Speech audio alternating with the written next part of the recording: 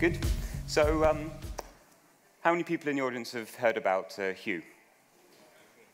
Wow, what a great audience. Hugh is a product that we launched already now 18 months ago, and it was the world's first internet-connected color-changing light bulb.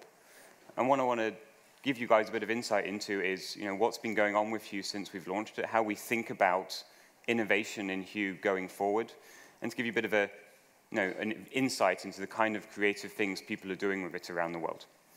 Now, the light bulb. Now, I work for a lighting company, so I think light bulbs are awesome. Fantastic things. But there's a few things which make light bulbs really, really special. They are the only appliance in your house that is in every single room and you use every day. I mean, think about that for a minute. Lighting is everywhere. And yet, no one ever thinks about it. It's one of the most ignored products in your home. Everything you do in your house is supported by lighting, but you tend to only really notice it when the light bulb breaks and you struggle to find another one that is compatible and fits in the same socket. And for me, working for a lighting company that lights big buildings, lights hospitals, lights schools, I know that lighting can be a huge addition to how you live your life. I know that lighting can really have an effect on your biology. I know that lighting can make spaces beautiful. And so for me, when I was asked the question back in 2011, why don't we connect the light bulb to the internet? I really saw that as an opportunity to reinvent how people think about lighting and to bring all of these amazing things we do in other areas with light to people in the home as well and make them think differently about how light can affect them. Now, what we did when we got that question is we didn't start thinking about the technology inside, how we were going to do it. We really asked the question, why would we actually want to do this? And we went and we talked to people in many countries around the world and asked, okay, if you have this light bulb and it can do more, how would you use it? How would it make your life better? And the interesting thing about the light bulb is people don't think about it. People have lots of problems, but it's not clear how a connected light bulb could actually solve that. So what we did is we triggered them, and we found that there were actually many, many use cases, a huge number of use cases, where they can actually be solved and made better with a connected light bulb. This huge, long, thick tail.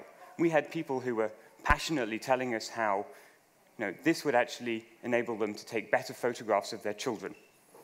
People telling us that this would mean they wouldn't forget to walk their dog every day. People had all kinds of crazy ways in which they wanted to use lighting. But there were a few that really stuck out from these talks, and we thought would be mainstream interesting to people, and those are the ones we really focused on talking about around the connected light bulb we created. The first one was Ambience Creation.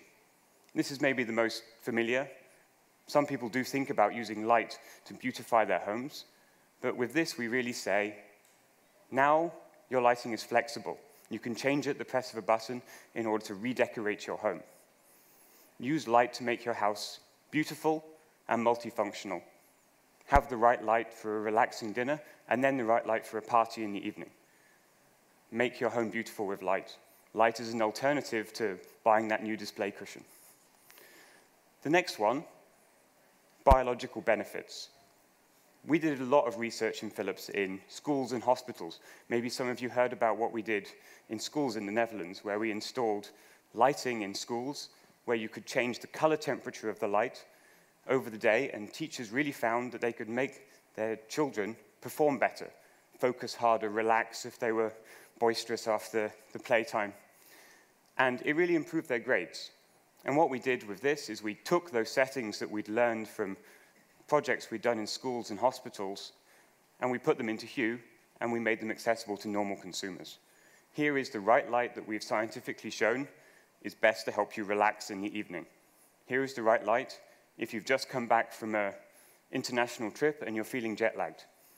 We can offer that to people easily in their own homes. The next, soft security. This was a really clear one that a lot of people said that in the winter, there are a few seconds every day which they hate. And those are the few seconds between when they open the door and they start walking in, fumbling for the light strips, not knowing what's lurking in the shadows. People really hated that few seconds every day and really wanted a solution to get rid of it. So with this, we have your lighting system notice when you're arriving home and turn on the lights remotely so you always get a warm, welcoming, and fear-free return to your house. The last is quite a general, broad one, and people use it in many different ways, but it's really using the fact that lighting is everywhere in your house. It's not so much a product as it is a part of your environment. So you can actually use it as a very gentle, unobtrusive way of conveying information to people. People are being distracted the whole time. Their phone is buzzing, their phone is ringing, and you never know what the information is about. With this, we can just gently change the color of a light inside the room, and when you glance over there, you know that there is something specific waiting for you. We had people here, they set a light bulb in their house to be blue if it was going to rain that day, or yellow if not. It doesn't distract you, but as you're leaving, you always know from how your house is talking to you whether you need to bring an umbrella or not. So we focused on these 4 use cases, and we worked out the technology to really bring them to people, and this is what we called Hugh. And this is how we talk about it. And we've been really excited and happy with how it's been since we launched it. But what's really exciting is the ways in which people use it beyond what we first expected. And I just want to show you a short movie which shows some of these ways in which people are using it. She was so startled that she dived down under the water. Weeks passed. Come on. With the winds out of the southeast as well.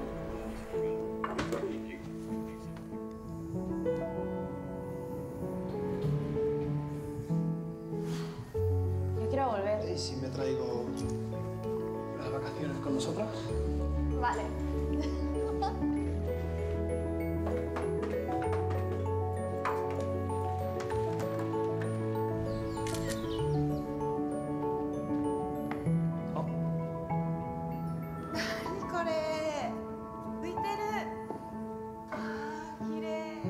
Ready? Wait. Like this?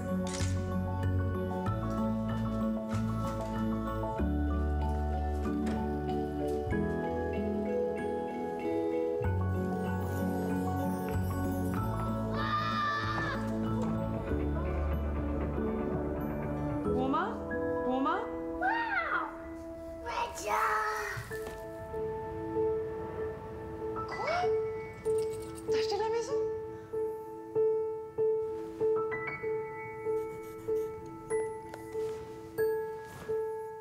Hugh, personal wireless lighting.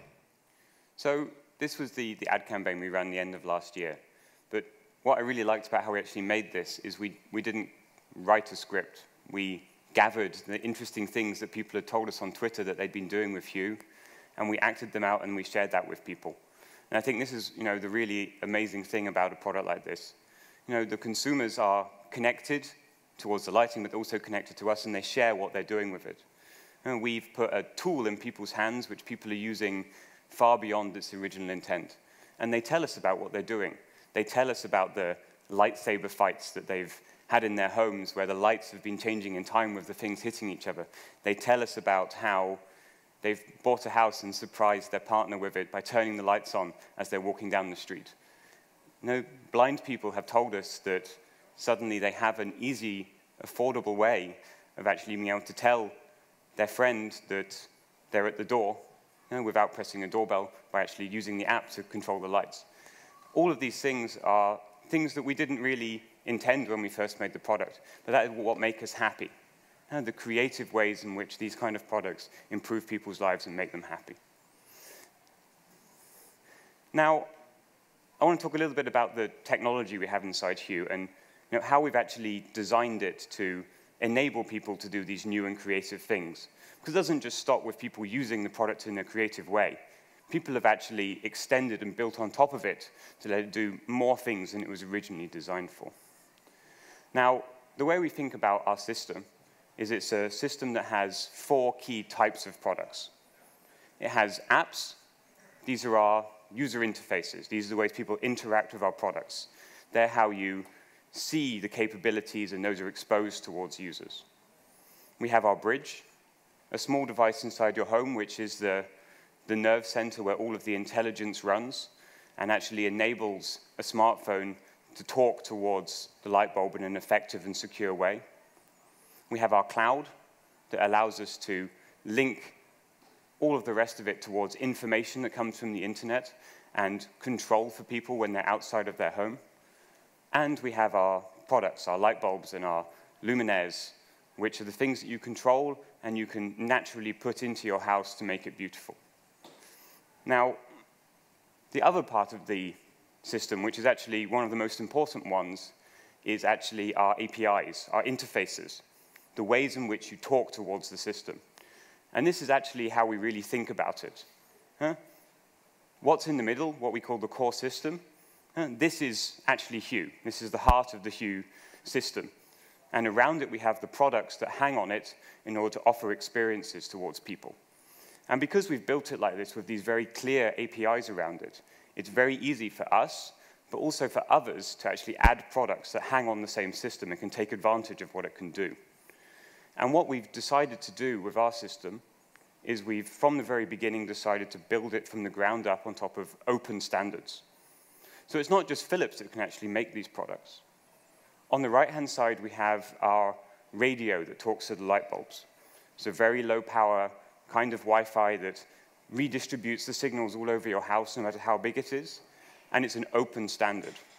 Anyone can make a Zigbee-compatible product, which can then interact and hang on our system. There aren't so many compatible products out there now, but some have recently been announced. Osram will be coming with light bulbs, which will also work with this system in a few months' time, and more exciting things which do different things in your home will come. On the other side, we have our internet APIs, the ways in which apps can talk towards our system. We also opened those up, and we released tools, documentation, and went to all kinds of conferences and hackathons in order to evangelize people to actually use these, to actually give them an easy way to enhance what they were doing with lighting, or offer totally new lighting-based experiences towards people. And we've been very successful with that. To date, we have over 100 applications that have been developed that allow people to do different things with Hue than what we'd built in our app. We have over 10 hardware products that use these interfaces, so that you can now control not only Hue with one press of a button, but also your Sonos system, your door lock, and your blinds with one press of a button.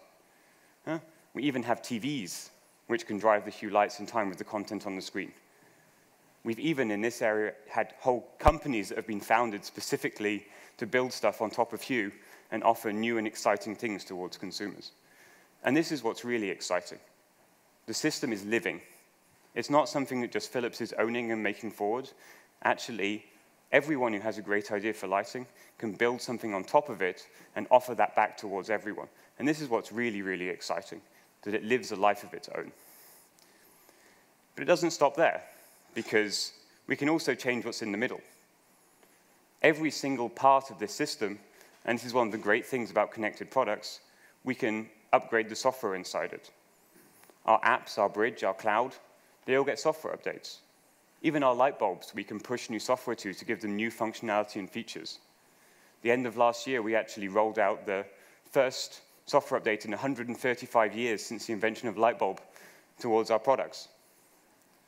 And this really enables us to build new things which the system can do, which in turn enable new kinds of products. The software that we're going to be rolling out over summer will enable us to add switches towards the system, one of the things that people have been asking for since the beginning when we launched. And so we can keep actually driving forward the possibilities and capabilities of what we're doing over time. You don't have to wait for the perfect system to be released. If you buy it now, it keeps on getting better, because we're upgrading what's inside it already, and new products which are compatible come along. So what are some examples of this? Last year, we did quite a few things. We launched what we called Hue 1.1. We should think of better names for these releases. It's not very creative. Which added location-based services. So your phone notices when you're arriving at home, wakes up, and sends a command to turn on the lights. As you leave, it turns the lights off. You never come home to a dark house, you never forget to turn the lights off. We added timers, so you can make your home react automatically how you want. We can make it seem like you're at home when you're away, some kind of burglar deterrent. You can use it to time cupcakes, which people have been doing. And we also added If This Then That, which is a partnership we did with a small web company that's built links to all kinds of data sources and things you can control on the internet, which enabled us to do the things like have the weather control the lights. We also launched new products. We now have 3 different kinds of light bulbs that we've released, spots, bulbs, and downlights, as well as LED strips and other LED-integrated luminaires. And on the side, you see some of the things third parties did. The Ambilight TVs, you can now have an app that runs on those, or on a smartphone, which gathers the colors from the screen and pushes them back out towards the light, so your whole room can explode when the cannon fires in the movie you're watching. The Logitech Harmony remote, we have those downstairs. With that, you can press one button, and it not only turns on your TV to watch a movie, powers on your sound system, but also puts the lights to the setting that you created for watching TV. Many more examples of these things. And of course, on the right, we have all of the apps. Like I said before, I mean, one of the great things about connected products is our customers, they tend to be connected as well. They are not afraid of telling us what they want and telling us when we've done something wrong. So we do our best to listen. Yeah? And this year, we're actually rolling out a few products where we think we really have something which answers a need that's been given to us by our customers. One of the first things we heard when we launched the product is that people love to use their smartphone to control lights, to be creative, to paint with light, to create the things they want, to set it up and configure it.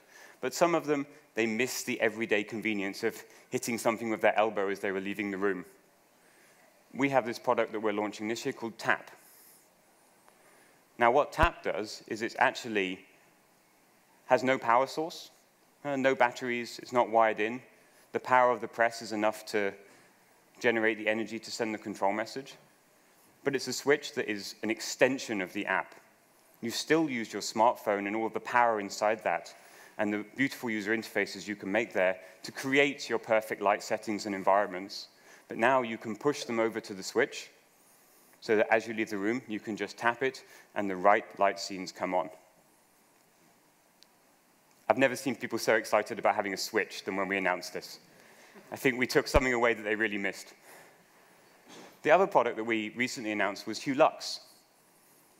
And this is really our answer to people who say, I love that I can control the lights from my smartphone, but I don't need color everywhere in my house. I don't need these fancy, expensive bulbs which can create any shade of white and any color of the rainbow. So we have this product that we call Luxe, which is much more focused around giving people the convenience of control from smartphones and connected switches, giving them freedom from the wiring inside their homes, and giving them great quality white light that they can dim from anywhere. So this is a version of Hue. Doesn't do the colors, does great quality white light, has all of the benefits, linking it to weather, linking it to timers, smartphone control, and works with these tap switches, but at half the price at 99 euros. And finally, we have these things at the bottom. And this is maybe not something that many of our consumers were asking for, but many other people were very excited when we first launched Hue. And those were the designers. These are people that play with the forms and shapes of objects to create beautiful things inside your home. And what they said is, now I can control the lighting inside these objects. I can actually change what the object is like. I can now actually have freedom to control what this object appears like inside my home flexibly by changing the light inside it. And this is one of the first things that came out of some of these creative people who cried out, wow, connected lighting can change how these design objects are in your house. And what they've done is they've used 3D printing to remove the barriers of what can be constructed and added connected light modules inside to really be able to play with the form of the shape with the light inside it. Very cool stuff. But as always, it's not just what Philips does. Often the most exciting things come from what other people are doing with our system. And there's a few different categories and areas in which people are building things around it, so I want to go through. So the first I call point experiences. So these are people, they bought Hue, they played with it, and they said, this is fantastic, but I wish it would do this very, very specific thing. So instead of just complaining that it didn't do it, they built it. They built an app which does that specific thing. The first app that came out by a Dutch guy was Hue Disco. I love this lighting stuff, but I really want it to just react to music so I can have a disco experience in my home. He released an app, it listens to the music in the room, and it drives the lights in time with it to create an enhanced way of listening to music. The one in the middle, this one was by a US company called Goldie. What this app does is it reinvents the idea of a lighting scene as something which isn't static, it's moving. Where in nature is the light just a static thing? This tries to recreate the effect of walking through a forest with the light dappling through the leaves in your home. So you set it to a forest setting, and now the lights are subtly changing slowly so that it feels like your room is alive and part of a natural environment. The third, Hue Halloween. Very, very specific point application. What this one does, it's specifically for designing your Halloween installation at home and terrifying all the neighborhood kids. You sit behind the curtains, peeking out, and as the kids are coming up your driveway, you press a button, and suddenly the light bulb that you've hidden in the bush cackles as if it was a witch. Or the wolf howls and the light changes in time with it, or the UFOs come and land. The lightning strikes. It's an app in order to create those kind of effects and have fun with your children around the time of year. I'm not sure it's for everyone all times of year, but fantastic. It's something that somebody wanted, and they released it, and it turns out a lot of other people were excited about it as well. As Philips, we would have never made this app. We never would have. But people wanted it, so they made it, and people have enjoyed it as a result. The next, just using what we have in a creative way. I mean, a lot of the things in that movie were like that. They're using the light beyond how it was intended in a creative way. One of the favorite ones that I have, which was reported in Bright, was a story about a Dutch father. Well, he wasn't a father yet. A Dutch guy who was having his first child. And he wanted a way of telling his friends and family and neighbors about the birth of his child. So what he did is he set up a rule in the if this then that service so that when he tweeted the gender of the child, his whole house and even some custom light fittings he built would change to a specific color to announce the birth of his child and the gender. So when the child was born and they knew it was a boy, he sent out his email and his whole light lit up blue. And as you can see, the luminary hung outside announced to the world that it was a boy. Fantastic story. Some other things. It doesn't stop with apps. Nowadays, apps run on all kinds of things. We have apps that run on the Pebble smartwatch, for example. So you don't have to get your phone out of your pocket. You just tap a few buttons on your switch and you control your lights like that. The one on the right, this is a very, very creative one-off light fixture that someone made. Has 5 or 6 Hue light bulbs inside, and they've wrapped it with some kind of foam, which makes it look like this storm cloud. And they have it running in their office with Hue Disco on strobing mode running inside it, so that if you make noise by it, the lightning strikes. And it makes this fantastic effect, which is a real centerpiece of their office. Just using the light bulbs in a creative way.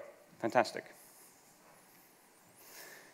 The other kind of experiences that people have been building on top of it, and this is where quite a lot of the hardware has come out of, is making unified experiences. And I mean, you can question how big this is yet, but I mean, it's something that's very relevant going forward, which is, what if you have several of these connected products in your home? Nowadays, you can buy connected blinds, connected door locks, connected light bulbs, connected sound systems, all kinds of things. And don't you want one button you can press to interact with them all? And there are many companies that have sprung up to fill that need. One of my favorite experiences is from a company called Revolve, based in Colorado. And what they've done is they've made a gateway you plug into your home and an app which allows you, with one press of a button, to control a whole range of different connected products in your home to create one experience. As you walk into your house, and you want to sit down to relax, you press one button, the TV turns on to your favorite channel, the lights dim down, maybe the beer cooler turns on. I'm not sure. There's many things you can connect to it. And there's a lot of examples like this where they try and bring these different connected products together. And it's possible because people have open interfaces.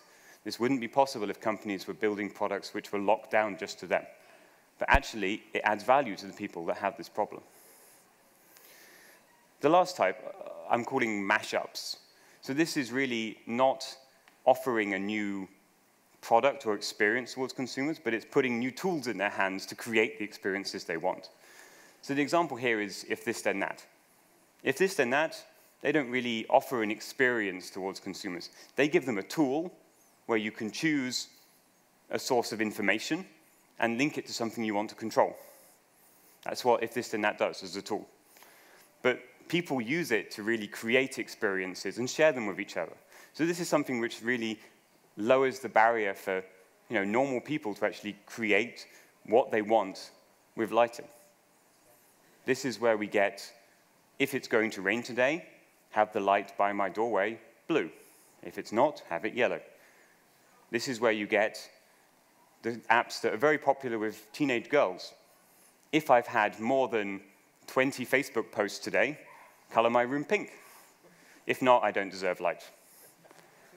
These are where we get the stories about people who set up their lights to flash in time with when their favorite sports team scores. And this is even where we get some hardware integrations. This is actually my favorite ridiculous overuse of technology story. I'm wearing a device called a Jawbone Up. It's an activity monitor that I wear, and it tracks my movement over the day and my sleep pattern at night. And so I can see how active I've been and how well I've been sleeping. And what you can actually do with this is with if this, then that, you can make a rule which says, when I wake up, turn on the lights. Sounds simple. And in terms of it working, it is. But the technology that goes into actually making this happen is mind-boggling. This thing uses an accelerometer to notice I'm moving in a way which isn't compatible with sleep. It wakes up, it sends a Bluetooth message to my phone. My phone wakes up the Jawbone app, which then sends a message towards the Jawbone cloud. That's then passed on towards if this, then that, because that's the service that's been enabled for my account.